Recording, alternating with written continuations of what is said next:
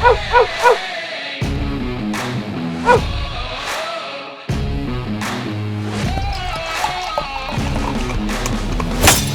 to another edition of the Dogger Pass podcast. This for UFC 262. This episode is brought to you by Monkey Knife Fight. So we'll be going through the fights as per usual, but you'll notice a few different little stats on the page and all of that type of stuff. If you want to get in the action, if we say something really smart or really stupid that you're just like, I'm going to fade these guys, that's completely fine as well. Just make sure to use the code DOP and they'll match up to $100 on your first deposit. On top of that, there's a free contest, which the link will be in the description of this video or podcast. And that I believe that's for the Lutz versus Aguilar fight. Sorry, I didn't have it written down in front of me. So we'll go through that. We'll say where our head's at on the free contest. So you don't have to commit any sort of money to it whatsoever. If you just want to get your feet wet and give it a go, helps out the show and it's pretty fun. Anyway, without further ado, Cody Saftic is here via the magic of Zoom. How's it going, buddy? Yeah, the time to fade me was definitely last weekend. Oh boy, my friend, absolutely blown up pillar to post. Not a good showing whatsoever, but wasn't really high on last week's card. Even the card the week before that, not really high on these spots. Here we've got a great card, solid offering, great fights, but also I think a lot of good opportunities, good lines that I agree with, good spots, and great to have Monkey Knife Fight back on board. So hopefully we can get back to the winning ways. And yeah, it's just shy of being joined by you in studio. Next best thing, joined by Zoom. So yeah, happy to be here, Paul. All right, main event. And this fight or this card is going down at the Toyota Center in Houston, Texas. Big cage, not like the the Fans. UFC Apex, anything like that. Fans, which we've seen, affected like Weili Zhang and all of that. People aren't really used to having all those people around again. So let's get into the action. Maybe there's a couple spots where that would be, that would affect the actual fight. We got Charles Do Bronx Oliveira taking on Michael Chandler. Do Bronx can be had for -135. Chandler plus 115. They're fighting for my boy Habib's belt here, and it's like I'm sending a kid off to college or something. Like I'm sad to see the belt go, but I know that Habib wants to live his own life. I know people are probably going, "Why are you making this about Habib?" Let me have my moment, damn it. The thing about it, though, is Charles Do Bronx Oliveira, like last time out versus Tony Ferguson. The real question that I have is Ferguson just so far gone? Like, is he done? Is that what we saw out of him last time out? Did Justin Gaethje break him in that fight? Very, very possible type of situation. But Do Bronx took down Tony Ferguson 3 times, had the performance of his life, really. It was all, this guy's been around forever. He's still pretty young. He's coming into his own, but feels like he was just a baby when he first showed up on the scene. And, there's always going to be the narratives of, oh, he's a quitter. He's got like the quit job in him. If he gets hit a little bit hard, like the Max Holloway fight, he's going to curl up and fall down. Michael Chandler, obviously first time out in the UFC, just put Dan Hooker away in the first round. Dominant fashion. Just an absolute beatdown. I'm finding myself, I'm interested to hear what you have to say. I'm finding myself leaning towards Charles Do Bronx Oliveira here. But I kind of want to watch the Tony Ferguson fight versus Beneil Dariush, which we'll talk about in the next fight, before I make any action on this fight, just to see if, is Tony completely done? Was he just completely washed up? And the performance we saw from Charles Oliveira was just, it was against a deflated Tony Ferguson. I'm going with Oliveira just based on longer, straighter punches, and obviously he doesn't need to get a takedown to grab a hold of you, get onto a back, find a submission. It's Charles Do Bronx Oliveira for me by a smidgen, but I'm not too confident about it. What about you? Yeah, we got a hell of a main event here. Both guys obviously do have a good path to victory, but I think the move is to wait and live bet this fight. Try to get a round or two in. Michael Chandler is a athletic specimen. The guy can do it all. He can wrestle, he can strike, he's explosive, he's got that fast twitch movement. It always looks good. It's always appealing. And I think Charles Oliveira's best path is similar to the Kevin Lee fight. is grind this guy down, get this guy into a third and fourth round, start to tire him out, and then hope to snatch on a submission. Or in Oliveira's case, he could even beat him with his striking. The leg kicks, Oliveira's leg kicks have come a long way.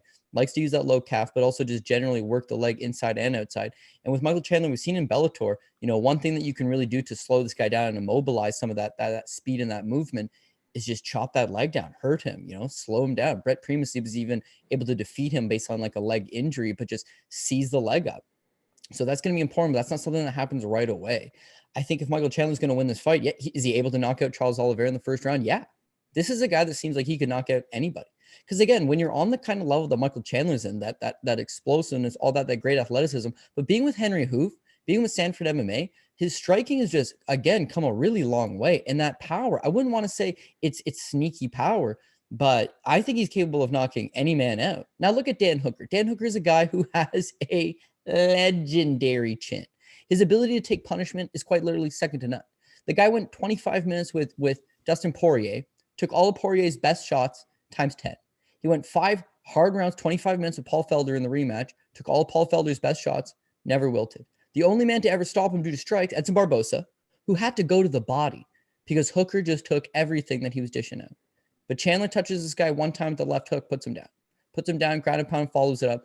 He's got that power. Benson Henderson. Only 2 men have ever knocked out Benson Henderson in the entirety of his storied career. Former UFC champion, Bellator title challenger, only 2 guys. Rafael Dos Anjos, another UFC champion, was able to cold cock him one time back in the day. And again, Michael Chandler comes on that rematch. First fight doesn't look great against him, but the second time he's got his number and he hits you, he hurts you. Charles Oliveira has a good chin, but not a great chin. A lot of people want to talk about that quitter mentality, but that's, he gets hit, he gets flustered, he looks for the way out. If Chandler touches him, he's going to put him away. That's a but thing again, of Chandler's the past. Yeah, I agree. Okay, so I agree. You can't talk about the guy being a quitter in that he's on an 8-fight winning streak, and he's been defeating guys like Tony Ferguson, and he's defeating guys like Kevin Lee, and certainly 31 years old. You mentioned he's coming to his own, and he's still young. Yeah, I agree. 31 years old, Charles Oliveira is in the prime of his career. 8-fight winning streak, prime of his career. But if I want to play devil's advocate, right? When you look at the wins, Clay Guida, aged veteran, not going to box him up and beat him up standing. Christos Giagos, who we'll talk about later, but just a one-dimensional power-heavy grappler. You got Jim Miller, another aged, seasoned grappler. David Tamor, a fringe top 15 guy, fringe 15 at best. Nick Lentz, aged grinder. Jared Jordan. Gordon's a 45er who's just, I don't know. Again, he's a fringe 15 guy at absolute best. And then that's when he picks up 2 legitimate, very accredited top 5 wins in Tony Ferguson and Kevin Lee. So yes, no, he definitely rewrites the past. But even in Kevin Lee's primary style is, again, he's a wrestler. And Tony Ferguson, his primary style, doesn't really have a primary style, could do it all, but a funky, tricky type fighter. But yeah, he looked shot. His striking was abysmal. And he just got taken down at will by Charles Oliveira, so it wasn't even a factor. But none of those guys were able to chin check him. At least with Michael Chandler, I know, best striker of the bunch, fastest of the bunch, best striking of the bunch, and also, just to boot, good wrestling, right? So whereas Charles was able to just take down Tony Ferguson and nullify him, Chandler could have a little more success, stuff those shots, keep the fight standing, and then land that shot and get to him early and often. One thing with Charles, another thing is that his striking certainly come a long way. His grappling is second to none. His physical submission game is, world class, but his volume's a little bit low. So you look at the Tony Ferguson fight, he lands 41 significant strikes over 15. The fight with Kevin Lee, 43 significant strikes over the course of just about 15. He finishes them into the third round, right? Or it's early in the third round, but it's kind of a slower pace. So this is a 5-round fight, and that's why I go back to that live betting opportunity. I'm going to bet Michael Chandler here at plus money.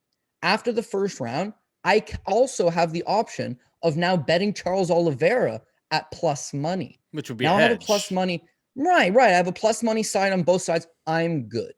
If I got more balls than that, I just roll with Michael Chandler. I'm fine. But if I like Charles Oliveira and I fancy Charles Oliveira, I can get a better number than this. This is a close number. This is not great. Even the plus money on Chandler's 115. If I allow Michael Chandler to win the first round, either Oliveira's knocked out, good thing I didn't bet him, or he survives that first minute or that first round and a half, maybe even into the second round. If he's still alive, then again, similar to the Kevin Lee fight, he loses the first round against Kevin Lee. In the second round, he doesn't look great, but he starts to put it all together. Now in the third round, Lee's tired. Now in the third round, Lee's shooting desperation takedowns. And now in the third round, Chucky O's still there. Because like you said, he's coming into his own. But Chandler is a wild dog. He is definitely live. Plus money on this guy. And you know me, dude. I had him over Hooker. So this is not, I'm not jumping on the bandwagon now. Is that when you give plus money to a guy like Michael Chandler, he can make it happen. The guy's got the intangibles and he's got the tools to make it happen. So this is another dog or pass play for me. I would take that slight dog. But the fact that it's 5 rounds, if Charles could survive those first 2, he's a great live betting opportunity. It's a big if. The later this thing goes, he could be able to pull this thing. It's a big if for this fight to get outside of the second round, though. You know, the odds suggest minus.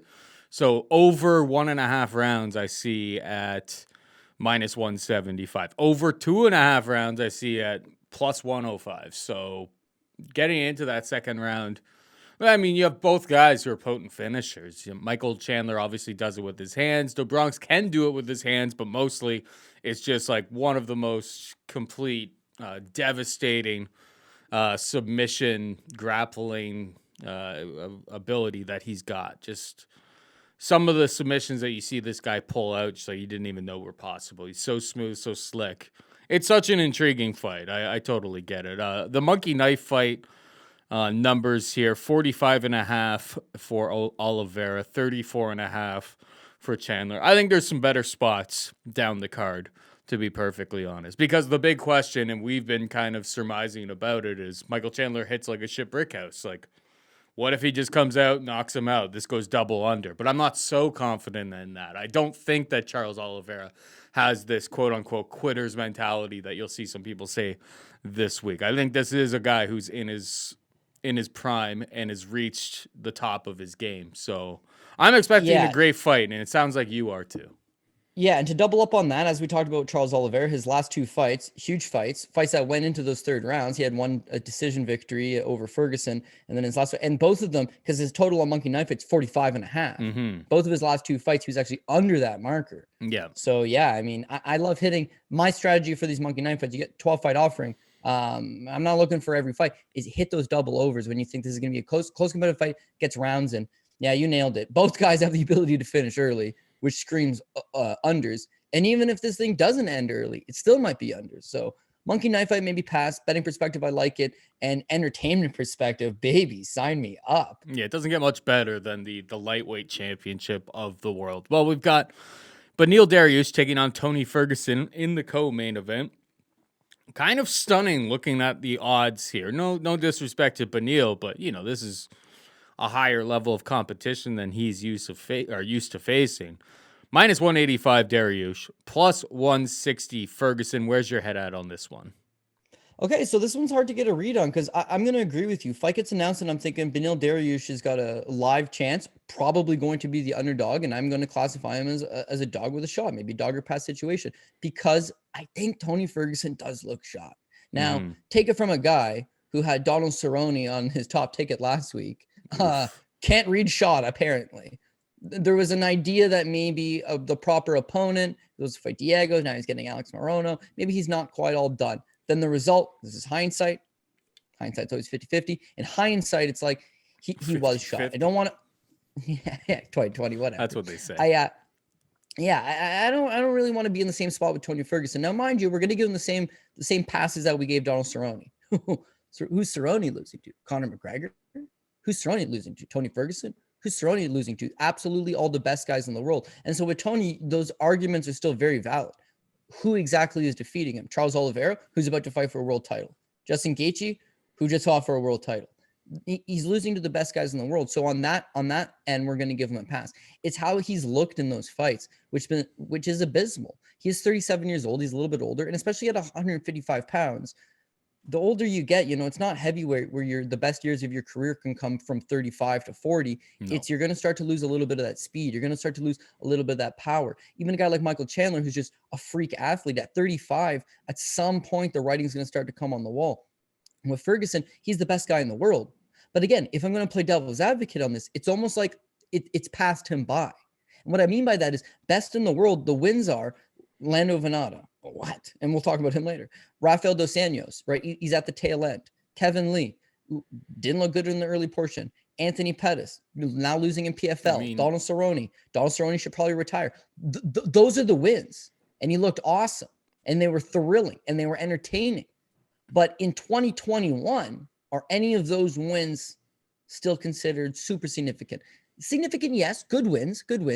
But not that elite level. Now this is the elite level. It's Justin Gaethje. He does not win a single round.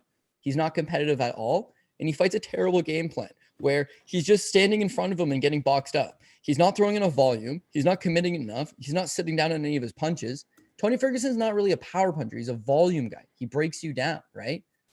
And when you look at straight up by the numbers, the last 2 times he TKO'd a guy, Cerrone, eye injury, blows his nose, broken nose, eye swells up, doctor stoppage, non-knockout, TKO. Anthony Pettis breaks his hand. Daddy Duke says, no more for you, kid. Doctor stoppage. The last time he actually knocked somebody out in a fight is the Katsunori Kikuno fight, which is 7 years ago. Mm-hmm. So again, it's like he's got to put volume on you. Against Justin Gaethje, who's got a cast iron chin, he wasn't going to land one punch and knock him out. He needed to swarm him, and he just failed to do that. As far as the wrestling goes, didn't use it. He's got Eddie Bravo telling him in his corner between rounds, try for an Imanari roll. He just looked lost in there. Then took a life-changing amount of damage, gets stopped right at the end of the 5th round after just couldn't take no more. And this is all after the craziness. This is all after the mental health issues. This is all after he had to go see, a doctor for his psyche. This is all after that. A lifetime of combat sports. Getting stopped in the 5th round, it was like that could be the end for Tony, or at least near the end for Tony. But they book him against Charles, idiot like me, not foolish enough. I take him again. He's not all the way shot. And it was the same shit with Charles. He's just like going through the motions. He got taken down 3 times by Charles. That was, I think, the biggest shocker for me. Because everyone used to always, as a Khabib guy, everyone would say, well, what's going to happen when Khabib takes on Tony? He's not going to be able to take him down at will. It's just like, I learned in that fight that Khabib would have taken him down at will anytime he wanted to. And the jiu-jitsu was not a threat. Yeah, and so there's 2 great takeaways from that fight. One, his takedown defense is really not all that good, and 2, his like vaunted submission game where it's like, I wouldn't go to the ground with Tony. It's like, as long as you're on top, you're gonna be okay. Mm-hmm. He loves Darce chokes. He loves the anaconda. He loves slapping something on the neck. But usually it happens after he overwhelms you standing. You topple to the ground, tired and flustered, and then he wraps you up in something. As far as putting him on the back, Charles black belt, Charles really good. But when he put him on his back, he had a ton of success there. And so when I think about Beneil Dariush, you just look back to that same game plan that he had against Carlos Diego Ferreira's last time out, in which he scored 5 takedowns, and that's take this guy down and neutralize him. If you can neutralize a 3rd degree BJJ black belt like Carlos Diego Ferreira, you're going to be able to neutralize Tony Ferguson. Being on top is where you're going to want to be. And this is the tale of one guy who's out of his mind and has been fighting very bad game plans versus the thinking man's fighter, the quintessential smart fighter in Beneil Dariush, who just seems to just pick up analytics on the fly, make adjustments on the fly, and usually fights a pretty appropriate game plan. The game plan here is not going to be stand and trade with Tony Ferguson and have a fight of the night contender. You can strike with him in pockets, but get these takedowns. And so the striking will probably go decent for Beneil as well, right? King's Cordero, or Rafael Cordero, King's MMA trained, great training partners. You've seen the striking come a long way. It's got a nasty body kick. It looks like that's an effective move against Tony Ferguson, but strike long enough to get this guy down. And then when you get this guy down, you're going to hold a couple minutes of top position. This is only a 3-round fight. You got to be able to do that for at least 2 of these 3 rounds. And I can see him walking away with a decision victory. Now, Beneil's been fighting way worse guys. And in fighting way worse guys, he's been getting hurt, like Drakkar Klose is not knocking out anybody, and he's got him wobbled. Scott Holtzman kind of, I guess, got him hurt. The Drew Dober fight, oh my God, Beneil, what is going on here? Like, yeah, you can get to this guy. You can hurt this guy. He's persevered through all of those spots. Yeah, he perseveres. He keeps going. He's a game guy. And again, it's being able to make pick up info on the fly and make adjustments. That's what makes a world-class fighter.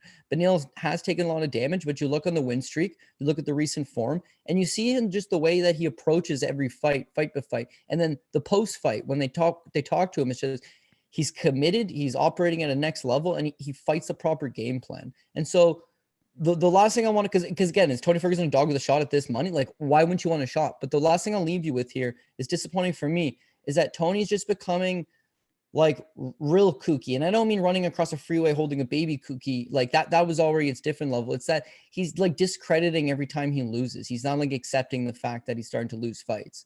He's routinely going on boards and being like, well, the Justin Gaethje fight, I took it on short notice. I wasn't quite prepared. So then the last fight with Charles Oliveira, he comes out and he says, well, I barely even trained jiu-jitsu for that fight. Maybe rolled like 3 times in the lead. It's like, man, you need to accept it.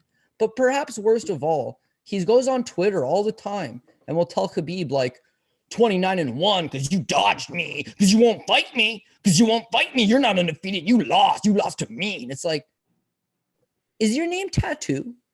Are you seeing planes? Because you are living on fantasy fucking island, pal. You're on a 2-fight losing streak. Best days clearly behind you. And yes, we know now from the Charles Oliveira fight how Khabib would exactly go out there and ragdoll this sumbitch until he either succumbed to it or it went 25 minutes. But yet it's like, on one hand, I want to be like, well, confidence is never shook. You're not shaking his confidence. But then you look at the results and the results speak for themselves. He's not fighting like the same guy. Doesn't look to appear to be the same guy.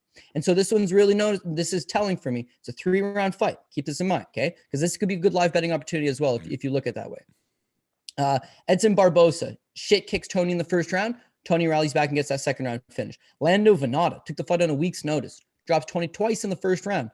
Tony comes back and gets him in the second. Kevin Lee's got Tony mounted at the end of the first round, raining down shots on him. Wins the first round. Tony comes back. Anthony Pettis beat Tony Ferguson in the first round. Had him rocked, had him hurt. Tony Ferguson comes back. The Donald Cerrone fight, he kicked his ass, but it was somewhat competitive in the first at least until he busted him up. And then you see the decline. Even the mid-level guys he was fighting, all of these guys almost universally beat him in the first round, but he was coming back. Now that he's taking elite level guys on, there is no comeback. So Beneil looks good here to win the first round. And that way, if you are a Tony backer, back him after the first after he drops like it. But as a Beneil fan, win that first. That is key. That is key. Win the first, and we need one more. And if we're up 2018 going into the third, I'll feel good about it. If it's 1-1 going into the third, I'm going to be sweating about it. But winning the first is going to be key here as a Beneil fan. So a good live betting opportunity as well. But I'm going to go with Beneil Dariush. And Beneil Dariush by decision due to the takedowns. That'd be the difference. All right, and the last thing on that monkey knife fight, 48.5 significant strikes for Beneil Dariush, 38.5 for Tony Ferguson. This seems like a double over. If we think Ferguson's going to be able to survive the onslaught, like Ferguson absolutely crushes, except for his last time out, when he was just taken down and spent the entire fight on his back. That is a risk, I guess, that you could take if Beneil Dariush is able to emulate the game plan that Charles do Bronx Oliveira had last time out. But if he's not able to, like, Tony absolutely smashes 38.5. And Beneil's not the most voluminous type of striker. Most of his fights get finished relatively early, though. I think if this goes 3 rounds, we easily get over 48.5 for Beneil as well. So that's one of the shots I'll be taking on Monkey Knife Fight. Moving on down the card, we got Caitlin Chookagian taking on Viviane Araujo. -140 Araujo, +120. -140 Chookagian, +120 Araujo. Who you got? Yeah, again, you go back and you look at body of work, and with Caitlin Chookagian, as much as you could falter here and there, it's always against the most elite level of competition going. I mean, her losses, she's got a loss to Jessica Andrade, former world champion, currently in excellent form, one of the best fighters of the weight class. Valentina Shevchenko, the GOAT at 125 pounds, and currently in excellent form, current world champion. Jessica Ai is a former world title challenger. It was a split decision. And the Liz Carmouche fight. Liz Carmouche is a former world title challenger. It was a split decision. So again, nobody really runs right through her. She's only losing to the absolute best of the best. It's that, watching it, it's a lot, we always talk about it's a women's tennis match. There's a lot of fainting, there's a lot of grunting, There's a lot of noise making.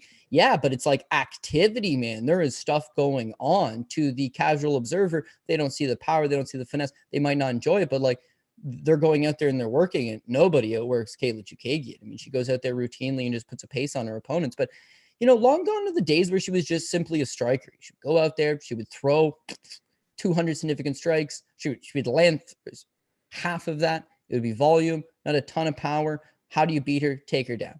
But she's a BJJ black belt now. She's worked a long time on her ground game. Her wrestling has been something that she's been spending a lot of time working on. And it has to be the right level of opponent, but she's using her wrestling and her grappling a lot more now, and it's effective. You look at the Antonina Shevchenko fight. Yeah, I could strike with her, but why would I want to? Take her down at will, which she does, and easily coast to victory. And that last fight with Cynthia Calvillo didn't use the grappling offensively, but how is Cynthia Calvillo going to win this fight? Well, she would have to take her down. Katlyn Chookagian was faster standing. She's the bigger fighter.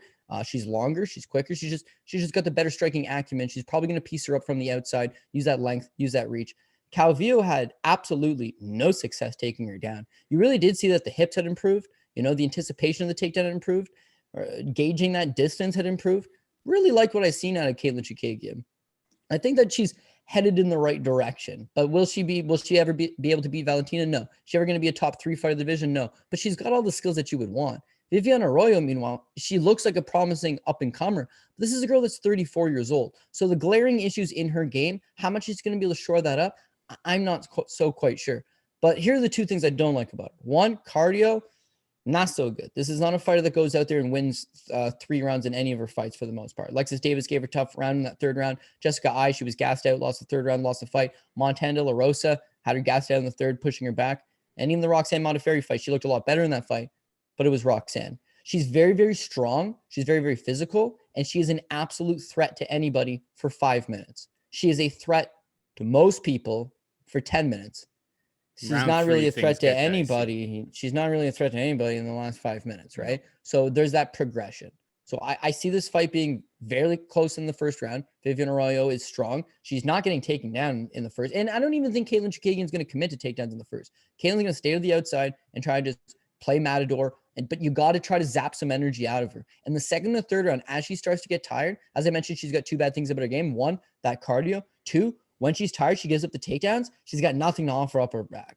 So Katlyn can work her. She needs to put the gas on her. She needs to just hopefully make this competitive in that first 5-7 minute range.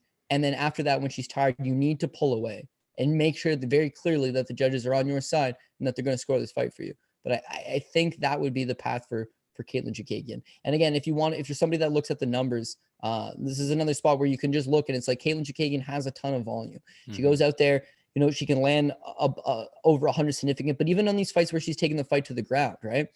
73 significant strikes over Shevchenko. She just keep going. Arroyo, meanwhile, is like the polar opposite. She's strong, she's physical, but she can't muscle you around. That's when the numbers fall off. So lastly, she used her own wrestling offensively against Roxanne Modafferi. That I can see. Roxanne's not super physical. She's not super strong. You can take her down. But Katlyn, that's where it goes to. She's been working a lot on her wrestling. Viviane comes out here. She doesn't want to strike with this girl that's going to run away. Everyone thinks she's running away. It's a smart game plan, but I'm going to neutralize that by taking her down. And that's going to cause Viviane to offensively wrestle. As we talked about, especially in the Calvillo fight, Katlyn's worked a lot on that defensive wrestling, and that's what's going to zap her out. That's what's going to make her work, and that's what's going to tie her out and secure these later rounds. So the pick officially will be Katlyn Chookagian. But again, this is another interesting opportunity to look at it from a live betting standpoint, where you can either hedge out to the other side or at the very least get a much better price if you lose that 1st round on Katlyn Chookagian. I mean, shit, this is like minus 400 to go the distance, and we got Chookagian at 54.5 significant strikes, Araujo at 37.5.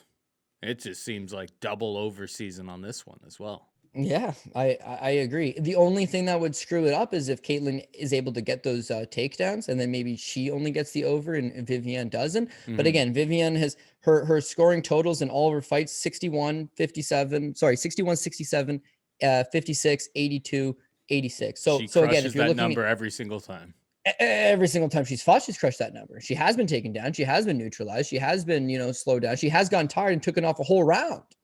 I'm still hitting that number, right? So I agree with you. This is a spot I like from a monkey knife fight perspective, and I would hit the double over. All right, we got Shane Burgos taking on Edson Barboza, minus 135 Burgos, plus 115 Barboza. Our friend Hunter Man was digging at Cody Saftic earlier on today, and you revealed that Burgos is your boy, and you're going to be on him this time around. So explain yourself.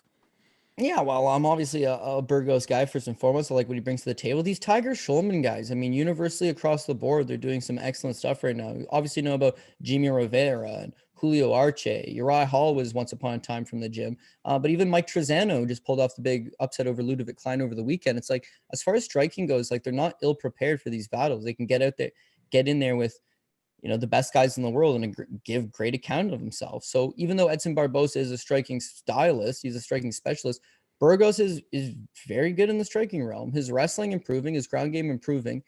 He's younger. He's not quite, as far as prime for prime, Edson Barboza eats him up. But herein lies the problem here is that Edson Barboza ain't in his prime.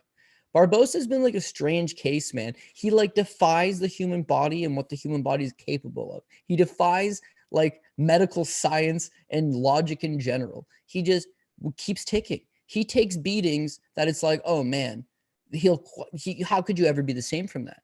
How could you ever come back as the same? And he'll come back as a even better version, as a better version. But at some point, it's like he's starting to slow down, and I think that's what we're seeing now. Just talking about the beatings itself, right? His first pro loss, he's a 6-1 favorite over Jamie Varner, knocked out. Second pro loss, Donald Cerrone, dropped with a stiff jab and then submitted. So like chin seemed to be an issue dating all the way back 6-7 years ago. Michael Johnson beats him pillar to post for 15 minutes, took a lot of damage. The Tony Ferguson loss, a lot of damage. The Khabib loss, a lot of damage. The Kevin Lee fight, oh my God. That's nearly 5 full rounds of an absolute beating. He does land a wheel kick and wobble Ferguson or Kevin Lee in like the fourth, but my God, what a life-changing beating. And still he comes back with a damn hooker performance. Still the guy doesn't slow down. Gaethje knocks him out. Paul Felder in that second fight, 25-minute drubbing, like just an absolute war. The Dan Ige, but now you're seeing the competition starting to fall down. The damage is there, but the competition is starting to fall down. Him at 145 is intriguing, but shouldn't he have not been there a lot earlier in his career? Yeah. And the Ige fight, he looks awesome in the first round. He drops Ige in the first round. A lot of people scream robbery in that fight. And I bet Barboza, by the way. I didn't see it as a robbery because in the second and third round, he kind of took it off. The volume fell off for me. Then you look at that Makwan Amirkhani fight. Now it's like, okay, Makwan Amirkhani is the lowest level guy you fought in quite some time. He's pretty one-dimensional with his wrestling. He's going to just spam takedowns and try to take you down. You are far significantly better a striker, and you should be able to knock this guy out as well. And just, one, got the victory. Kind of looked flat, kind of looked like his best days are behind him. You look at the fact that he's 35 years old, and then you add that into all the fights he's had in the UFC, you add that into all those wars and all that damage he's taken. At some point, he can still knock you out, but he's going to start slowing beyond that. I would like him to a Marlon Moraes. Marlon Moraes is a very skillful individual. He's got all the skills in the world, but a lifetime of damage and these fights are starting to catch up with him. It's like he'll win that first round. He'll win the first 3-4 minutes of the round. And then you just hit him with something that he used to just eat and walk right through. And all of a sudden he's stunned. And all of a sudden he's not replying and he's not countering anymore. And his volume starts to fall off a little bit. Like it changes you. And actually that is a comparison of that's how both guys are kind of heading these days, but they're also training partners. They're both guys that have, gone to American Top Team and left American Top Team and, gone to the Armory and just they're searching for a different look. But I just think it all writes like, I don't know that I really want to put massive action on him. Now, Burgos hasn't fought nearly the level of guys. I mean, he's out there, he did knock out Makwan Amirkhani. He does have the win over Cub Swanson. Those are all well and good, but Calvin Kattar knocked him out. Very competitive fight, probably 1-1 going to the third. Some people say Burgos 2-0, but probably 1-1 going to the third. Calvin Kattar knocks him out. But Kurt Holloway dropped him before he got armbarred. The Josh Emmett fight, it just showed like how you can neutralize this guy, how you can hurt this guy. And even though I've got Burgos is my guy. I think that Edson Barboza is getting to the tail end, and the UFC is doing a very good job of doing this now, is that they're matching up those guys with the guys that are going to take their spot. Burgos is an action fighter. He's exciting. He's got plenty of exciting fights lined up ahead of him. What I ultimately think this comes down to is a very close competitive first round. And I think Burgos is just going to keep coming at him, just start pouring it on him ever so slightly. Barboza probably won't get knocked out, but eventually he just won't be able to go tit for tat, match the pace, fall behind on the scorecards, and then lose a 29-28. But I love this card. Very entertaining. Love a lot of the spots. This is not one I'm running to cash a ton on, but the pick would be Burgos. But it's like, this is an all-action fight between two strikers. So if you're going to get burned, if you're going to have somebody shit in your apple pie, this is a fight you're feeding right into the style clash, right? If they fought 10 times, does Burgos walk through Edson Barboza?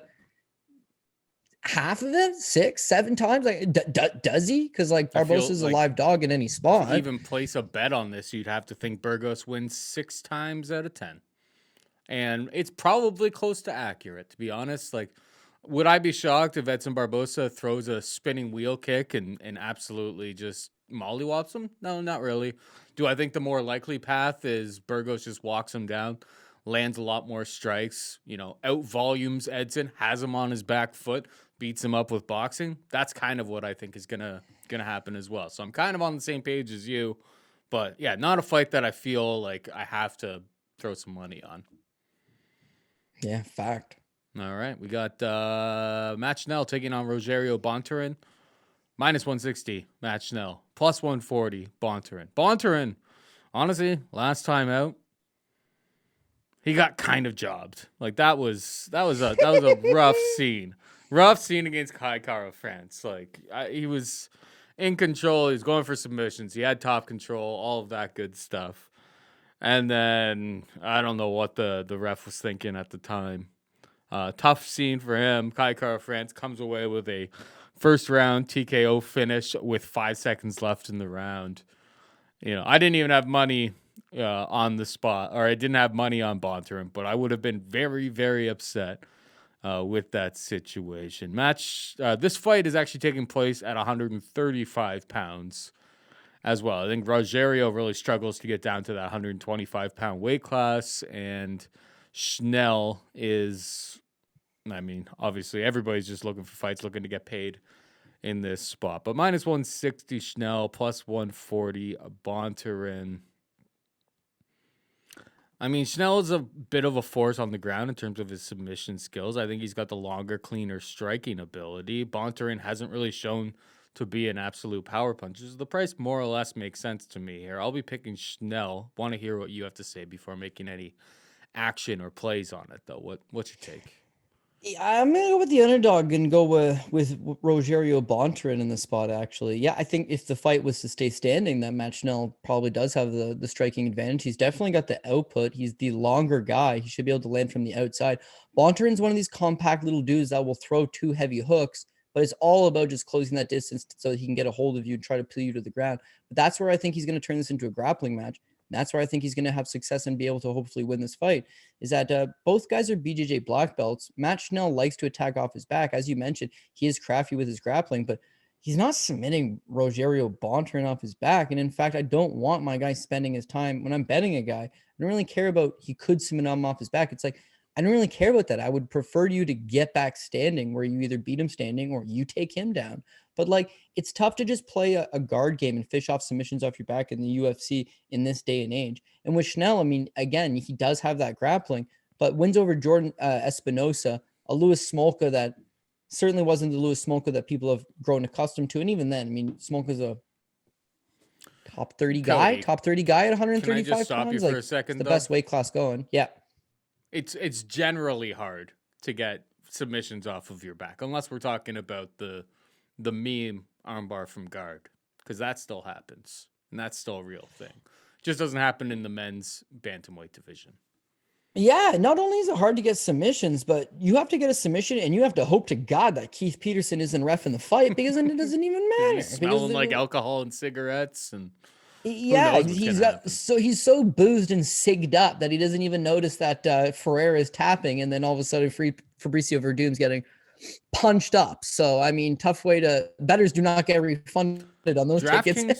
So that's the shitty stuff that happens. DraftKings Sportsbook paid out Verdum bets as winners, while also paying out Ferreira bettors as winners. But I imagine 90% of books is just not going to happen. That's just not the way that happens. But DraftKings Sportsbook did actually it went back and paid people out, which is we're Canadians. We don't have access to a bunch of this stuff, so it's just like, man, like the offshores that I'm betting at, they don't give me shit. So you guys count your lucky stars. DraftKings Sportsbook has your back.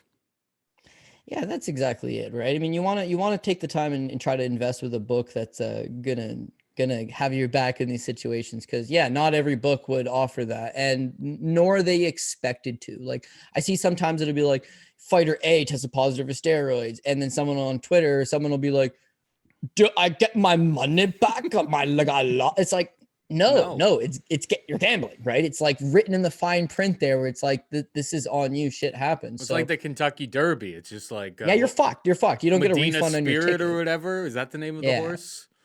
Yeah, it tested positive. It was on the whatever Giagos. Dana's on. You see that picture of Dana with Kamaru Usman the other day? Dana looks he's like on some horse tranquilizers or something, or he's on not tranquilizers, horse stimulants or something. Guy was looking thick.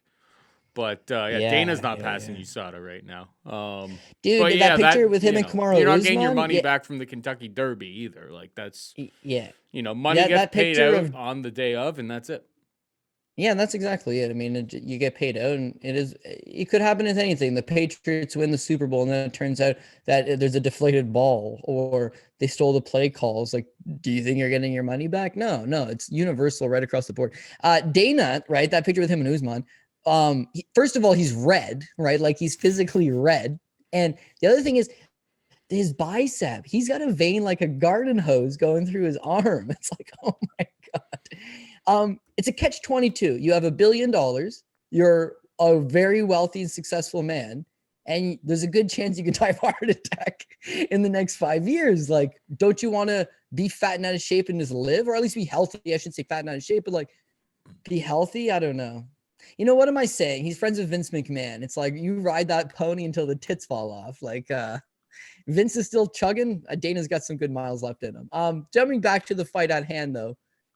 We'll get through a couple of these a little bit quicker, I suppose. But with Schnell, right? He's more of a finesse guy. I just don't think he's the strongest guy going. Even with his striking, it's a lot of volume. He's not big one-punch power guy. He said he's a technical guy. He's been spending time at ATT. I think now he's at Fortis MMA. His game's definitely improving and coming well together, but there's flaws in his game. The two flaws: one, he can't take a great punch. Two, he's physically not all that strong. You look at his losses. Pantoja knocks him out in the first. Hector Sandoval, where's he at these days? Knocks him out in the first. Rob Font, no shame there, knocks him out in the first. Tim Elliott on the Ultimate Fighter submitted him in the first. So officially, his last 3 losses, knocked out in the first. On the Ultimate Fighter, submitted in the first. Prior to that, the Clayton my fight, submitted in the second. And he had got a DQ win over Jonathan Martinez, also fights in the UFC now. Jonathan Martinez knees him in the head, knocks him out. But it was an illegal knee to the head. So what I'm saying is Schnell doesn't wear damage particularly well, and he's not super physically strong. Bontorin is physically strong, and he's willing to let those hands go long enough to clinch up with you and peel you to the ground. When you look at his 2 losses, the Cachoeira France fight started off well, was looking good. And when I talk about that physicality, it's on full display. Look at that takedown over Cachoeira France. He goes in there, he gets a hold of you, he whips you to the ground. It's quite simply what he does. When it gets stood up, he looks tired. I associate that with the bad weight cut. Fighting at 135 is going to help him. The loss before that against Ray Borg, come on. Ray Borg missed weight, right? Borg came in overweight. Classic Borg, who almost never loses when he missed his weight. And it's a former title challenger. It's a tough spot for him. But you look at the Rolian Pava fight, cut stoppage, sure, but 2 takedowns in that fight. You look at his fight with Babulatov, where he pulls off a huge upset in Brazil, close fight. But physicality is always on display. BJJ is always on display. Striking's coming together slowly. But I think what he'll be able to do is just cold cock Schnell and try to throw him to the ground. Once he throws him to the ground, stay on top of him, either play guard, either play half guard, not much more than that. Don't go to side control. Don't try to take the back. Don't try to submit this guy, because I think he might have somewhat questionable cardio, but just win 2 of these 3 rounds. Play the right game plan. Ground him. And so again, favorite. At what point do you take an underdog? I think Bontorin's an underdog with a shot, and I'm going to take that shot. All right, we got Andre Muniz taking on Cachoeira Souza. Muniz -110, Souza -110. Over under 2.5 rounds, both at -115. Seems like the books don't really know what to do with Cachoeira Souza right now. I had a great number on Souza last time out against Kevin Holland. We get the early takedown. I'm just rubbing my hands, getting on my keyboard, just like, I told you guys, I figured that he was gonna be able to move around, find the submission, or at least just gain control. Eats the knockout from bottom against Kevin Holland. Just a real disaster. Just a real turn of fortunes there. Is he done? Is Jacare Souza done, Cody? That's the real question. Because this line, if you told, a year ago, you tell me Jacare Souza is fighting some guy named Andre Muniz who's not even in UFC yet, and it's a pick 'em. You'd be like, well, Jacare. Like, Jacare's, went the distance with Yoel Romero. He's been up there with some of the best guys at 185 pounds. Is Jacare done? Is this what the line is telling us? Because I don't know. I feel very scorned after that Kevin Holland loss to going back to him. Because Jacare was always a very, very durable fighter. And maybe that's gone. Maybe that's gone in this situation. But, obviously if it gets to the ground, nobody's just going to completely dominate Jacare Souza at this point. Well, where's your head at on this one? Yeah, so essentially we got UFC, are they done? And in the case of Tony Ferguson, I'm saying yes. With Edson Barboza, I'm saying quite possibly. And with Jacare Souza, at least for one night, I'm going to say no. I'm going to take Jacare Souza in the spot. Yeah, again, not pretty. The writing's certainly on the wall. I mean, you can't fight as an elite level fighter forever. You can't do anything as an elite level athlete forever. Eventually, it's going to catch up with you.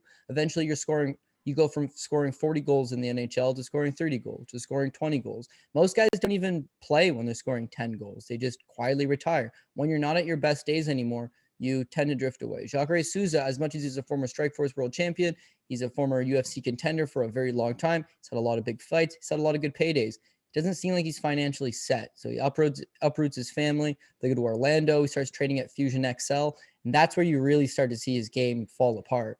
His cardio is just not very good. And getting older, part of that's a product of age. Part of that's a product of his cardio was never really great to begin with. He spent so much time working on his striking, but now his striking is not elite. It's not good enough to compete with the rising up and comers. It's not good enough to compete with those top 5, top 10 guys anymore. So go back to your grappling. Your grappling is still elite. Your takedowns are still pretty good. But without that durability, and he has great durability, if the Kevin Holland fight has taught us anything, short shots from the bottom, like that little hammer punches completely render him unconscious.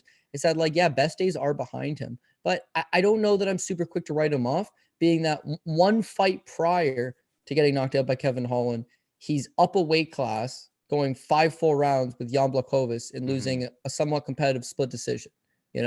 The Jack Hermanson fight goes the full distance. He knocks out Chris Weidman in the 3rd round coming forward out. Kelvin Gastelum's a top 5 guy. Derek Brunson's proven to be a top 5, top 10 guy. Robert Whittaker is a former champion. So again, it's always the best guys. Even Kevin Holland, who's on a terrible streak right now, still got that power. With Andre Muniz, I don't know specifically where he threatens him. Now, one thing I've been super impressed with Andre Muniz since he came off Dana White's Contender Series is his grappling. Man, fuck, this guy's got some legit grappling. Again, he's one of these 3rd degree Brazilian Jiu-Jitsu black belts. And it's tight, man. It's tight. There's not a whole lot of room for error. He keeps everything tight and compact. He's got a good submission game. And his submission game is something that he relies on incredibly. So in 20 professional victories, he only has 4 by way of knockout. The last time he's knocked out an opponent was 2017. So you're looking at 3.5 years ago. And he's overall just knocked out 1 guy in the last 7 years. So if we're talking about Jacare and a suspect chin, this ain't the guy. This ain't the guy that's going to go out there and knock him out. When you watch Andre Muniz fight in the UFC, his striking's not good, man. It leaves most definitely something to be desired. So if I'm worried about Jacare's ability to take a punch, I don't think Muniz chin checks him. If this fight doesn't hit the ground, Jacare's actually got the advantage. Dude still has a nasty body kick. Dude still has a good right hand. Dude still does have that striking. Is that he can't strike with actual strikers anymore. He can strike. This ain't a striker. Yeah, so now we go to the second thing, the wrestling. Well, fuck, advantage goes to Jacare. Jacare wants you down. Jacare takes you down. Jacare's got good wrestling, right? And Andre Muniz, again, as far as takedown defense, when he was on Contender Series against Bruno Assis, he got taken down twice. He fought Taylor Johnson. He didn't even get a contract. He got another Contender Series fight against Taylor Johnson where he got taken down once. Then he made his debut against Antonio Arroyo. He got taken down once. Then his last fight against Bartosz Fabinski, he gets taken down once. Effectively, Fight Metric has just tracked his last 4 fights. He's given up at least 1 takedown in all 4 of them. When you look at him on the regional scene, he gives up a lot of takedowns. Now, that's because, Paul, his jiu-jitsu is so good, he doesn't care getting taken down. He's not working on his takedown defense. He's not even trying to stuff these shots. He's so confident in the jiu-jitsu. Is Jacare Souza going to get submitted from top position on this guy? God, no. So, yeah, oh my, well, then we really know it's over. Then we'll really know it's over. But it feels to me like if Jacare wants this fight to the ground, he'll score the takedown and he's going to avoid the submission threat. If it stays standing, he does have the advantage. He probably does not have a cardio advantage because he is getting very tired against everybody and not a great look. But then again, you go 5 rounds against Jan, right? A 3rd round KO against Weidman where he just puts his hands down and just marches forward on. Like, if he can recapture a little bit of that magic, I don't need all the magic. I don't need half the magic. I need a little bit of that magic. Just recapture a little bit of that. He's got the stylistical clash, the goods to win this fight. So near even money play, Cachoeira Souza. I think he can dictate it wherever the fight takes place, but he might be this week's Donald Cerrone, and we'll know come Sunday morning it is over. But as of right now, I think he's got one left in the tank. This is it. All right, Andre Muniz, usually it's all first round finishes and stuff for him. This is one of the fights that the monkey knife fight numbers really kind of threw me off. It's just like it's a pick'em fight, but Muniz has 20.5 significant strikes to his name. Like, do you think this fight gets deep enough that Cachoeira can get over that 48.5? 20.5 is not really a high bar to play. And it seems like Muniz does most of his best work when he's fishing for submissions, which in theory shouldn't happen against Cachoeira. Does this go 3 rounds? Does this go to decision? Because I feel like this could be another double over. Could be a double over. I think it'll be grinding and a slower paced affair. So I don't know that I'm screaming for that double over, but here's a greasy theory, and then we can move on. Yep. Bartosz Fabinski, my boy, is an addict. He's addicted to giving up his neck and giving into guillotine chokes. When he took down Tractor Pereira, he got dropped. Michel Pereira puts him right in that guillotine like nothing. His last fight with Gerald Mearshart, just sneaks it right in there, real convenient. Andre Muniz had it and couldn't submit him with the guillotine. Let it go and had to switch to the armbar and get him with that instead. But my boy Cachoeira, you know what I mean? Like, when they say there's levels to this, it's like, yeah, I think, and we want the guy on top. Cachoeira is on top. That grappling is exponentially even better. But yeah, hopefully Keith Peterson's not the ref is all I got to say about that.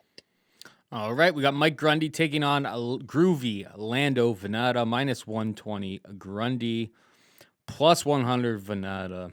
Here's the tale of the tape on this fight. It was kind of one, groovy Lando, such like a fan favorite or whatever.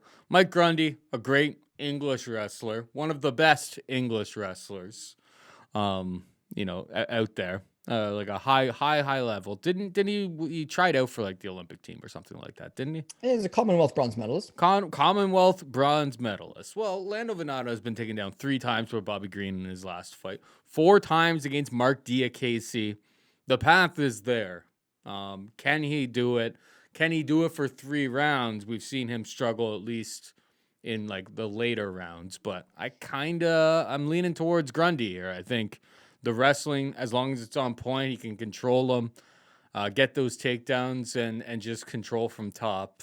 Groovy Lando hasn't really shown me anything to lead me to believe that hole in his game is gone. So give me Grundy, -120. Not very comfortable about it, and I haven't bet it, but that's where my mind's at right now. What about you? Yeah, I'm feeling Grundy the same way. You got to go with the wrestling. Lando actually wrestled collegiately, one semester in Colorado, and then he dropped out to pursue fighting. But guy who wrestled in high school, he wrestled that 1 semester collegiately. Like, he knows how to wrestle. Couple that with the fact that he's been at Greg Jackson's for so long. Technically, he's in like the Acoma, like the offshoot version of it. But like, still, he's worked with a lot of high level wrestlers. He spent a lot of time working on his wrestling, and like, it just doesn't materialize in the fights themselves. You look at his whole history of takedowns. David Tamor is a Swedish Muay Thai champion. European Muay Thai champion. And like, he gets him down to 2 times. Bobby Green is not a wrestler. More telling is the Mark Diakese fight, 4 takedowns and just smothers him. Mark Diakese is not a wrestler. The rematch with Bobby Green, 3 takedowns against him. It's like, those guys are taking you down, then Grundy's going to take you down. And Grundy is one of these guys that comes in with the game plan. You know what he wants to do, and that's take you down. He's not going to shy away from it. He's not going to try to fool you by striking for long periods of time. He's going to get on your hips, and he's going to try to take you down. The thing with Grundy is that he's not particularly young.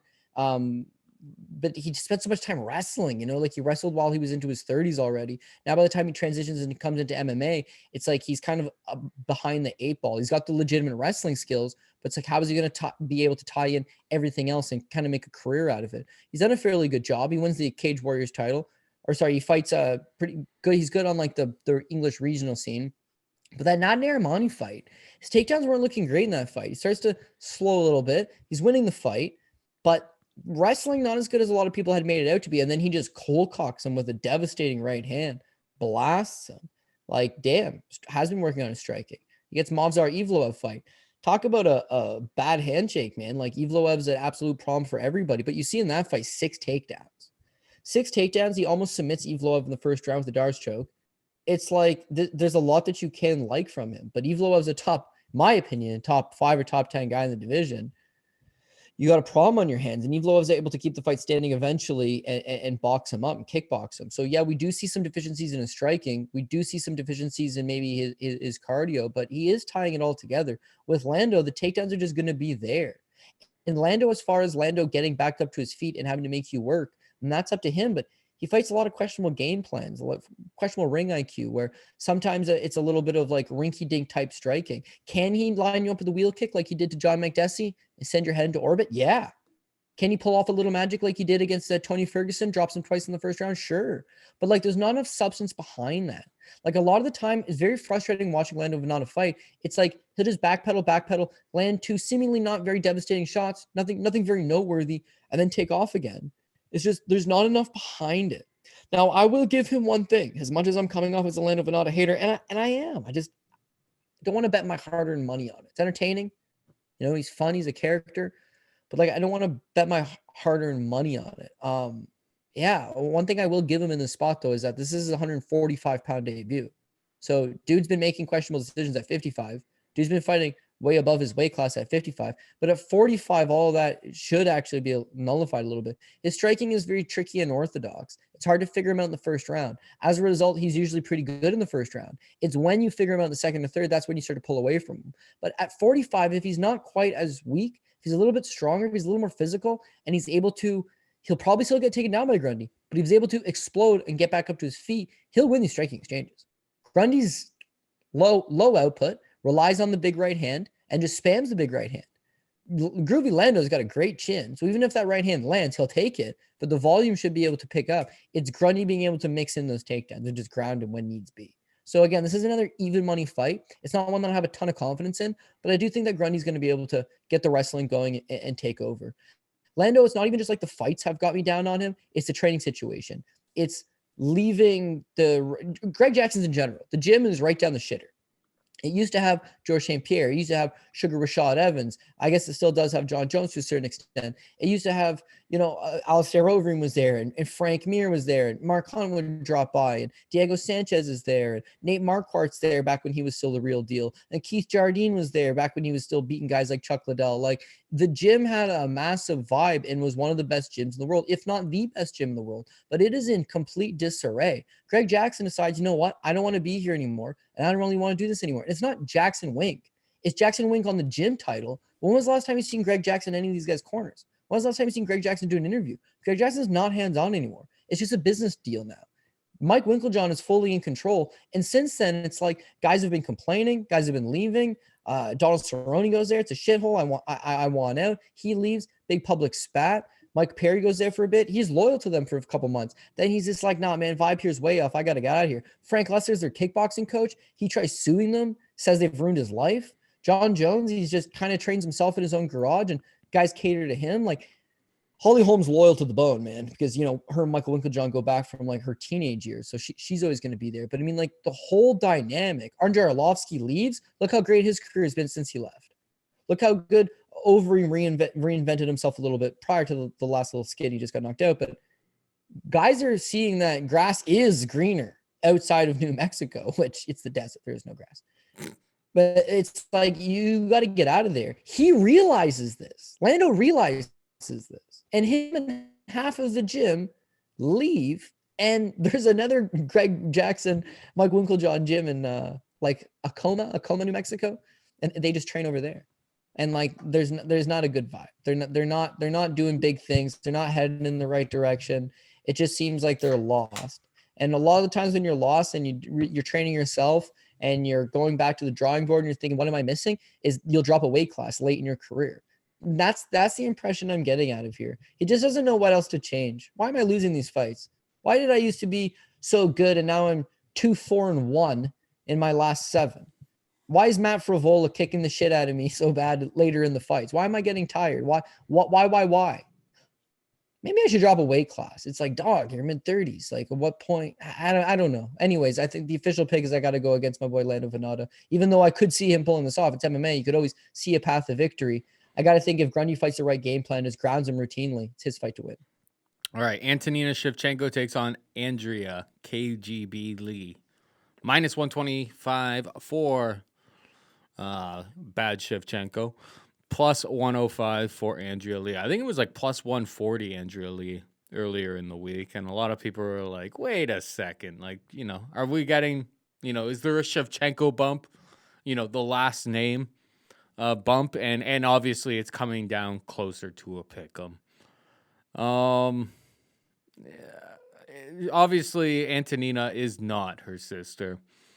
Their frames are completely different. Obviously, the athletic ability is totally different. The wrestling ability is significantly different. Can Andrea Lee go out there and spam takedowns, get takedowns? Because I think that's probably her best path to victory in this spot. I understand people taking the shot at longer dog odds on Andrea Lee, but now we're getting closer to a pick'em. I'm not too excited about doing it. Andrea Lee historically does throw a lot more volume in most of her fights. But I think the best path to beating Antonina is those takedowns. And I just don't know if I can trust Andrea Lee to commit to a game plan like that. Plus, greasy theory alert. Valentina came out looking like Khabib 3.0 in her last fight out there. Have they been working in the gym? Because, they watched the Antonina versus Roxanne Modafferi fight, and there was like, we got to work on this for you. And maybe Valentina's just been working on her wrestling with her sister. Is she going to be ready for this? I don't know. Not a fight that I have any money on right now. Dog or pass? I'll pick Andrea Lee. I don't feel great about it though. What about you?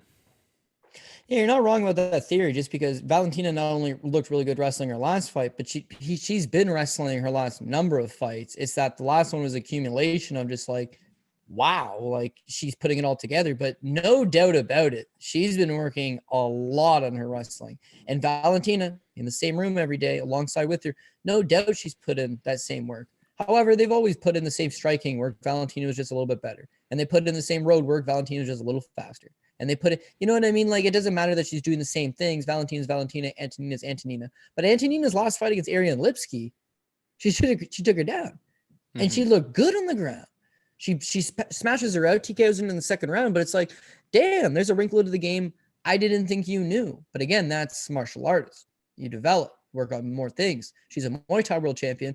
Now we want to be a mixed martial arts world champion. We need to mix in the grappling, mix in the wrestling. And so I think that's all stuff she's doing. I just don't think it's enough. Like, Andrea Lee is a bust. She is most definitely exposed, broken fighter at this point. But it's like, you need to take her down. You need to grind her specifically and mix in takedowns. She was looking pretty decent in the UFC, 3-0. Again, like you said, she's got a lot of output.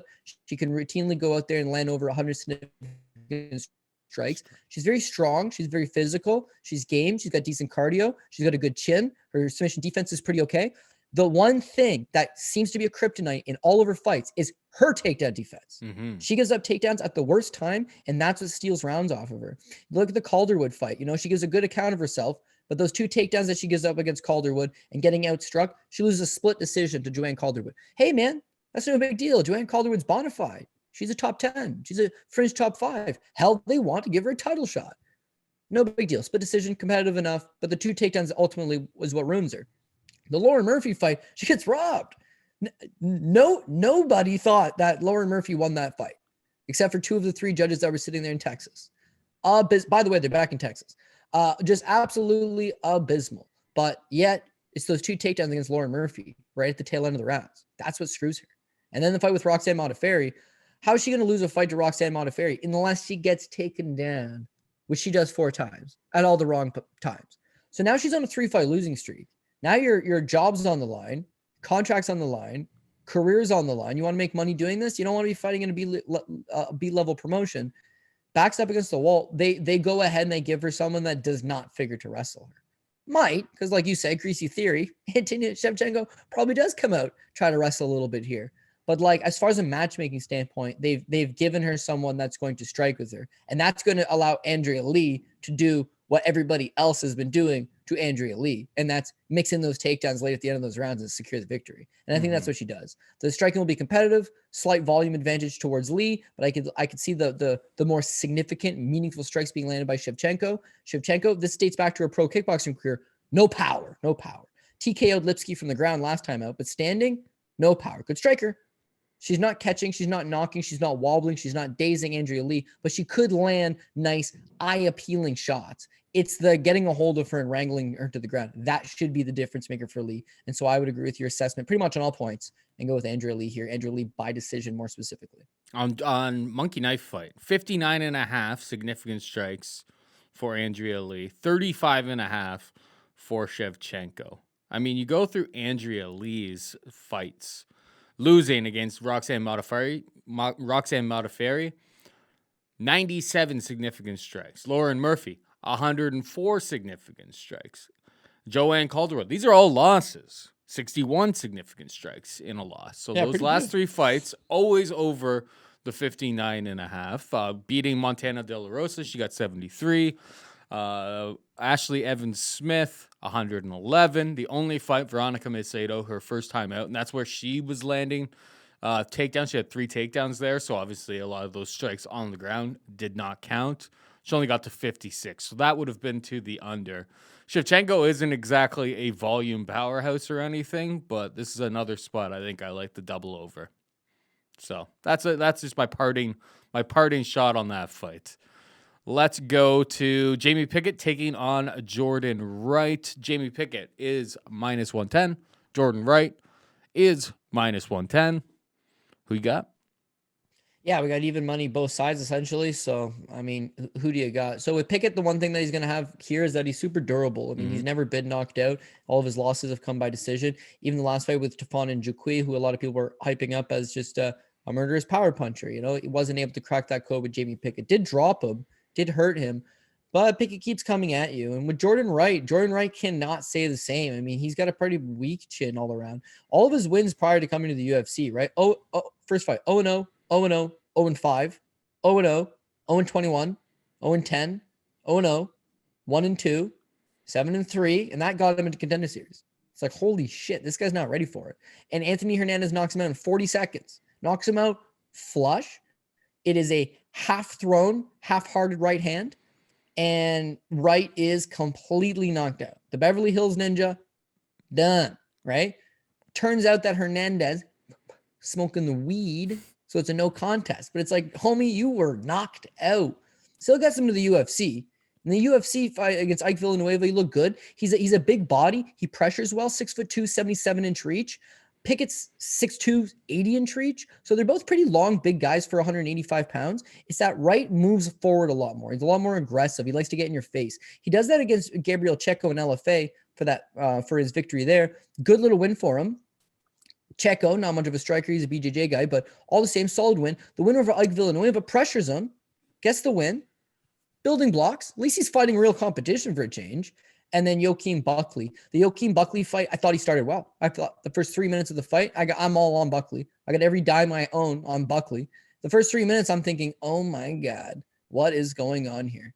And it's just Buckley's not letting his hands go, but Wright is pressuring well. He's got a good kick arsenal. He likes to kick from the outside. He likes to move forward. He likes to bully you around a little, push you back a little bit. Not much of a grappler, mostly just a finesse striker. Big body guy. But as soon as Buckley hit him at the tail end of the first round, he was done. His corner should not have allowed him to fight the second round. He's stumbling his words. He's slurring between rounds. He comes out for the second and then immediately just topples over and loses. It's a bad way to lose. It's a tough loss, but it also just outlines the fact that he does not have a good chin. So here's my dilemma in this fight. You I have think that chin he's versus probably... chin. It's chin versus chin. One guy's got a great chin, Yeah. and one guy in Wright doesn't have a chin. I think Wright is going to pressure him back. I think that Pickett's going to be mostly on his back foot, just like he was against Jaquie. He's mostly moving backwards. He doesn't quite throw enough. He shows a lot of knockouts on his record. Just none of them are like overly meaningful knockout wins. They're not. It's not higher level guys. I think Wright will back him up a lot, and Wright will have a lot of success. If he doesn't chin check him at some point, Wright is going to get his hand raised, probably by decision. Probably. More than likely, if Wright wins this fight, he's getting that decision victory, just backing him up, landing the better shots. If Pickett can find that punch, if Pickett can let his hands go, if Pickett has some decent power, Pickett will chin check him at some point in the 15 minutes and knock him out. And so I would say if Pickett was the underdog, I'd say live underdog. If Wright was the underdog, I'd say, geez, he could push him forward and get the victory. It's even money. And so for that, just hit a pass on this one. Should be entertaining. It's chin versus chin. Could see it going either way. Wait until the weigh-ins at best, but there's not a real great advantage to be had here. Yeah, that seems fair enough to me. All right, the moment everybody has been waiting for. The fight that I feel like personally attacked by the UFC just for the fact that this was booked. Gina Mazany takes on Priscilla, catch a beating. Mazany is minus 220, catch a beating, plus 180.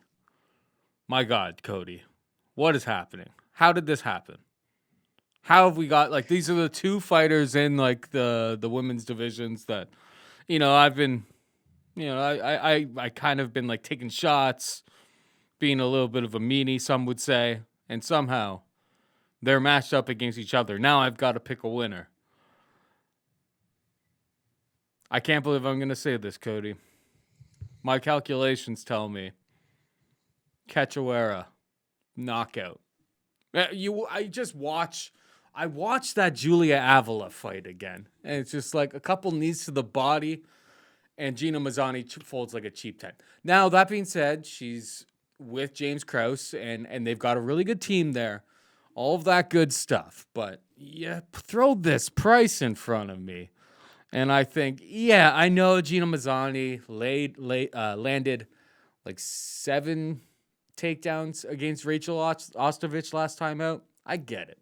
That could totally happen here. That's why I'm not doing like Cachoeira round 1 knockout. It's very, very possible that Mazany comes across the cage, gets a takedown, and secures top control for quite a little bit. But we don't get the nickname Catch a Beating for no reason. The girl can take a beating. She was in there with Valentina Shevchenko. And that's obviously the best path to victory for her.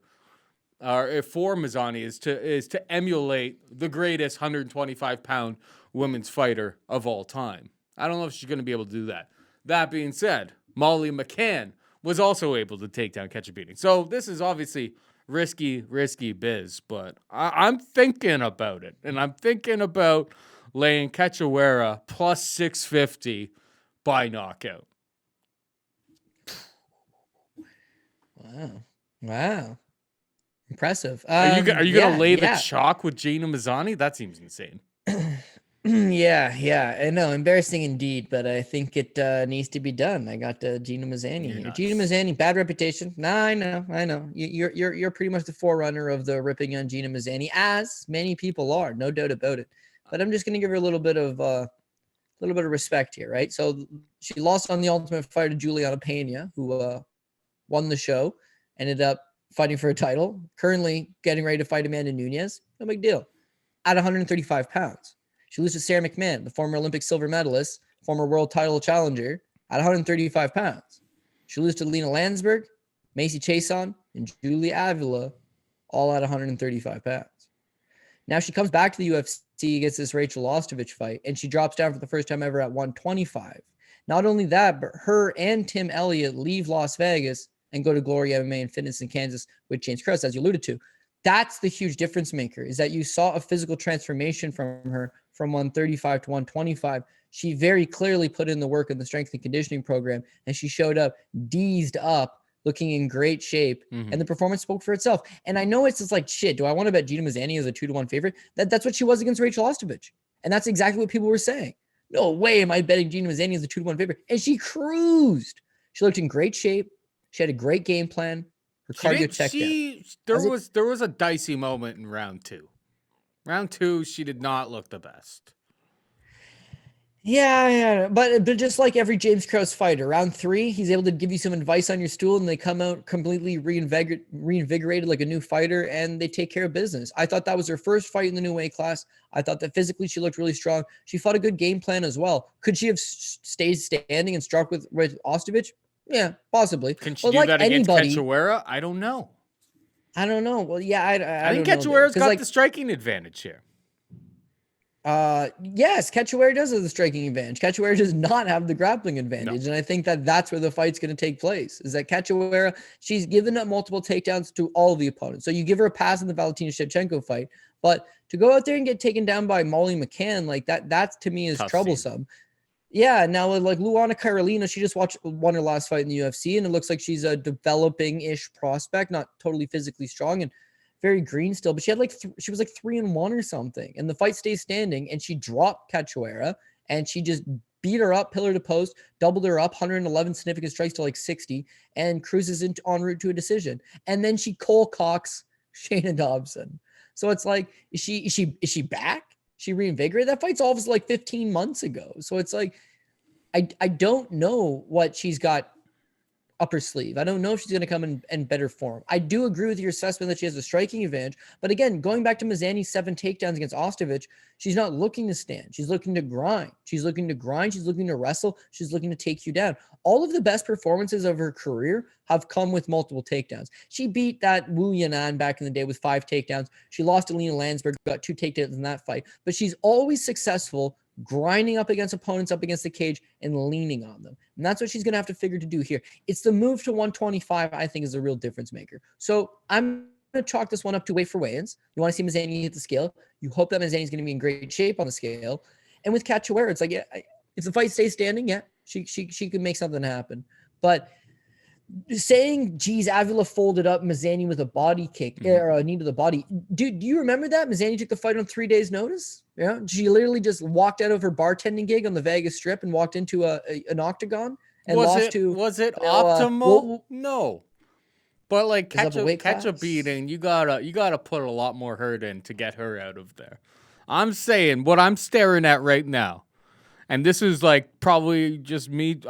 I can't believe I'm even uttering these words, but plus 650 right now, and it's climbing. It's climbing. We may get like a plus 700, plus 800 type of spot on catch a beating by knockout. I'm gonna play it. I'm not gonna be proud of it. It's gonna be a sprinkle, but that's how I'm gonna cope with this fight. So ruthlessly being booked to trigger me. Clearly, it's all about me. So you got Mazany.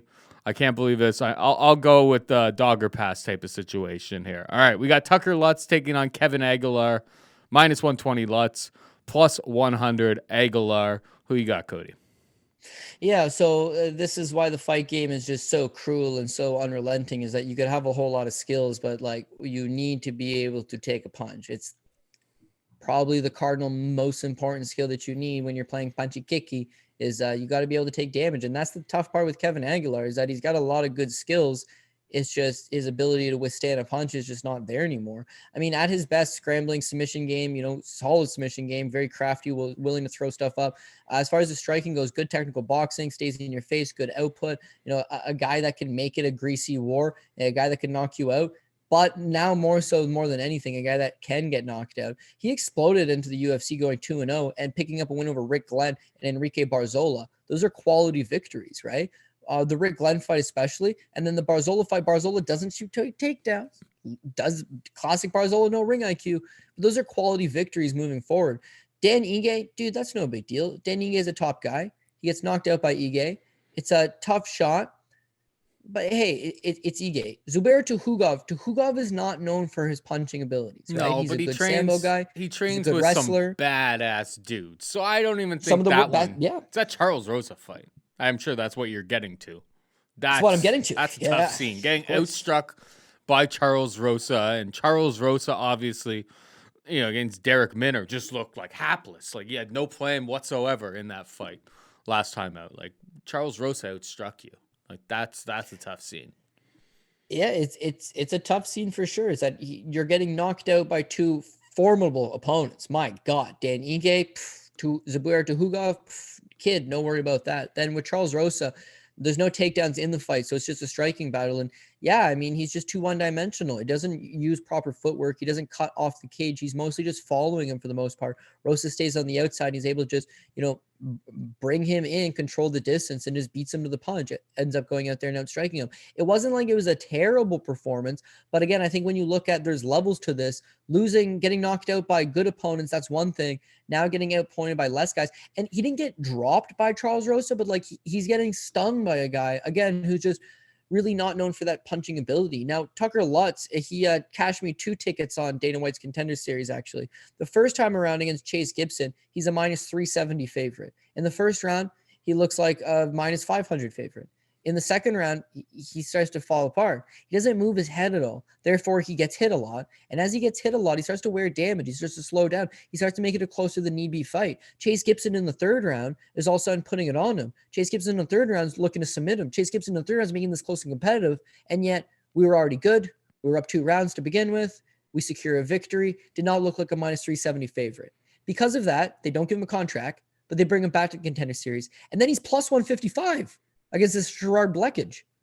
So he goes from a 370 favorite to a plus 155 underdog. That's how much people just wrote the guy off. Mm-hmm. And, it's kind of the same thing. He doesn't move his head a whole lot in that fight. He does get hit, but you see the well-roundedness to him. The Chase Gibson fight, it was mostly just striking. They had mentioned on the broadcast he could wrestle, right? He had wrestled back in the day. He had some skills in his back pocket, but you mostly saw him go out there, let the hands go, and, fatigue a little bit. Good spot. You're fighting in front of Dana. Good gut check.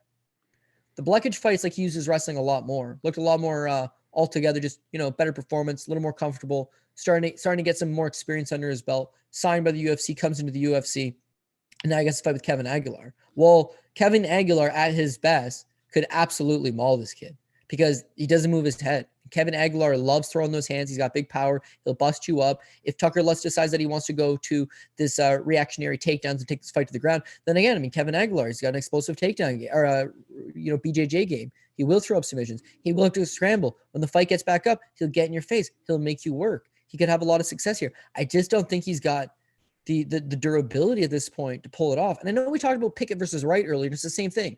You got 2 guys, similar skill sets, similar path to victories, similar chances of winning this fight. But one guy's got a bona fide chin. One guy just can't quite take the damage. That's how I feel here as well. I think both guys are somewhat similar. They're both very well-rounded. Both of them have a path to victory here. But I think Lutz will take the shots. Even though he doesn't move his head, he'll take the shots and keep coming. Whereas Aguilar might take the shot and retreat a little bit. Aguilar might take the shot and it might sting a little bit. Aguilar might take the shot and topple over. So for that reason, I am going to go Lutz. But yeah, this is gonna be a fun fight, no doubt about that. I wish you could bet what is gonna be fight of the night. This could be a contender for it. But as far as like a straight confident money line pick, I don't know. How about the free contest is this fight, Cody? From a monkey knife fight perspective, 43.5, 33.5. Yeah, I like some hot lanes. I like the double over on it. Again, when you look at Kevin Aguilar, he throws a lot. Even if you're taking him down and controlling him off his back, he is throwing. The only time he's not getting any, amount of significant strikes is when he's getting knocked out. If you knock the guy out, then yeah, he's not going to rack him up. But this is a lower level of opponent. Dan Ige, he's got really fast hands, man. Ige's got some of the fastest hands in the division. So there's a hesitancy there to go and try to make this a war. He's going to beat you to the punch. Tuhugov, he actually didn't respect Tuhugov's punching power. He just walks into the pocket naked and gets clubbed with that overhand, right? So, if he gets folded up here, he's not hitting the over, but I think this thing's getting some rounds. And Tucker Lutz, meanwhile, he's capable of at least getting over 50. That's all he needs to do. So I'm leaning towards the double over. I'm saying this is a fight that goes 3 rounds. I'm thinking goes to decision. At the very least, somewhere around that over 2.5 range. If it's going to be a finish, it could be a late 3rd round finish. But I would say at that price point, both these guys hit those over. So over 43.5 for Lutz, over 33.5 for Aguilar. I'd agree with that. I like it. I think big cage in the Toyota Center as well. You got to factor that in as well. And finally, we've got Christos Giagos taking on Sean Soriano, minus 220. Giagos plus 180. Soriano, who you got? Yeah, this is crazy how Sean Soriano has worked his way back to the UFC. A lot of people probably not familiar with this guy, but he was like Henry Hooft's protege.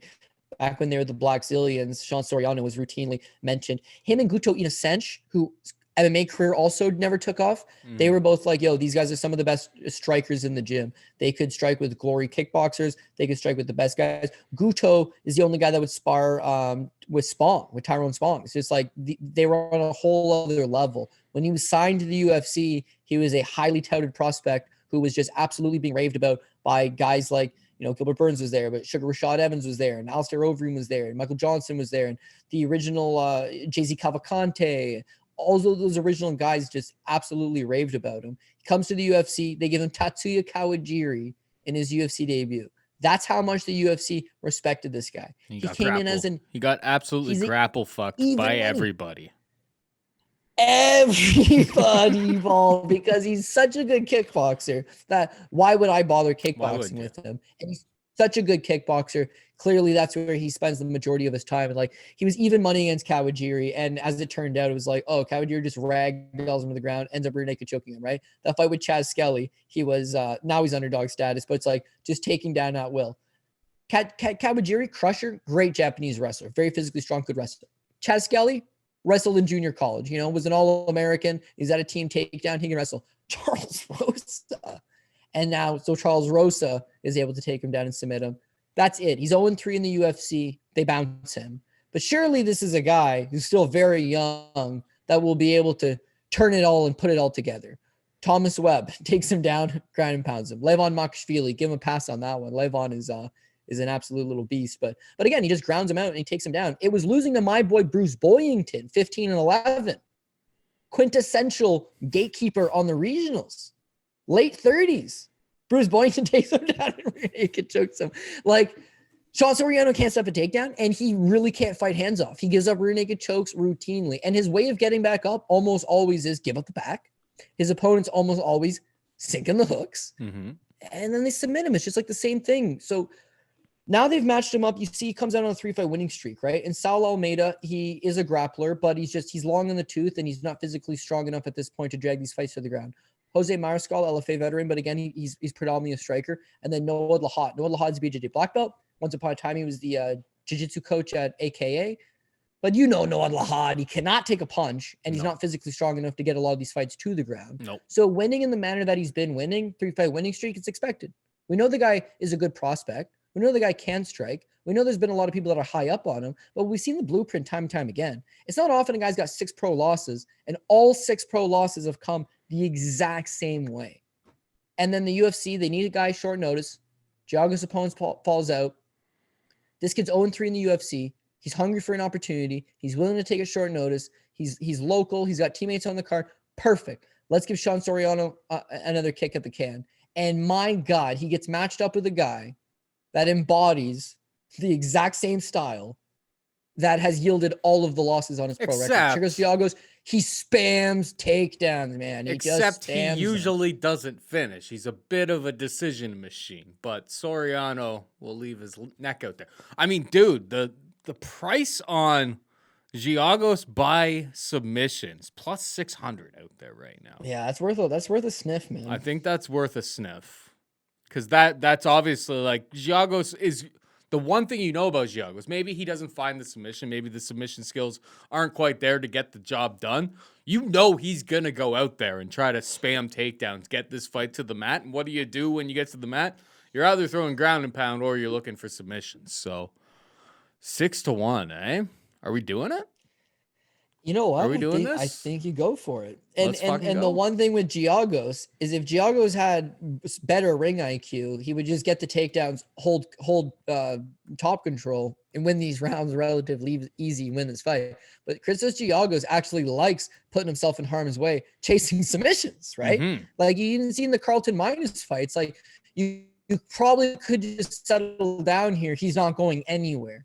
His ability to get back up is nil. The only way he gets back up is if you move and chase a submission and he gets back. That's what he would do. He routinely would just move over for you. You see him go hot in the pocket with a lot of these guys. And even though his cardio is bad, Mine is fight, same thing. His cardio is not very good. It's because of the pace and the tempo he pushes. And for a guy who's got bad cardio, he's gone the distance his last 4 fights, 5 his last 6. He can go the distance. He just muscles up a lot in there. And the only other thing that I could leave you with is if you were going to bet Sean Soriano, you would bet him in the 3rd round. That Giagos is so tired that Giagos can't get a 3rd round takedown, and this kid pulls it off, right? But your problem there with Sean Soriano is almost all of his knockouts are in the 1st round. Mm-hmm. He's got some in the 2nd round, but like his power and his cardio don't carry over as well. He fought 5 weeks ago in Abu Dhabi. So is that going to help him? Is that going to hinder him? Like, I don't know. But this is, as far as the stylistical clash goes, this thing favors Giagos day and night. 100%. All right. I believe we're just about out of time here. But before we go, hit him with the PRP. Yeah, okay, so every week you want to get a certain amount of dogs, and I end up with a lot of favorites, and then someone shits in the apple pie. But the benefit this week is that there's a lot of even money fights. There's actually a ton of even money fights. So it's going to add a ton of value, and you're not expected to shit my pie. We're going to start with Michael Chandler, dog number 1. Beneil Dariush, Caitlin Chookagian, Shane Burgos, Rogerio Bontorin is dog number 2. Jacque's even money. Grundy's basically even money. Andrea Lee's plus money, so dog number 3 there. I'm going to go with Jordan Wright as of this very moment. Keep tuned to Twitter in case that was to change, but I'm going to go with Jordan Wright. I'm going to go with Tucker Lutz, Gina Mazany, and Christos Giagos. So you've got effectively 4 underdogs or 3 underdogs, but you've got 4 more even money fights. We're going to get the right balance. There's no Bellator this weekend. There's no PFL this weekend. Keep my head on straight, focus, one single card. Let's go out, destroy this thing, have a great time. All eyes on the Toyota Center in Houston, Texas. Want to thank Pat Mayo for switching behind the scenes here. I used to say like behind the glass, but it's behind like a door in his basement. Want to thank Cody Saftic for being on the line. For Cody and Pat, I'm Paul saying goodbye and good luck.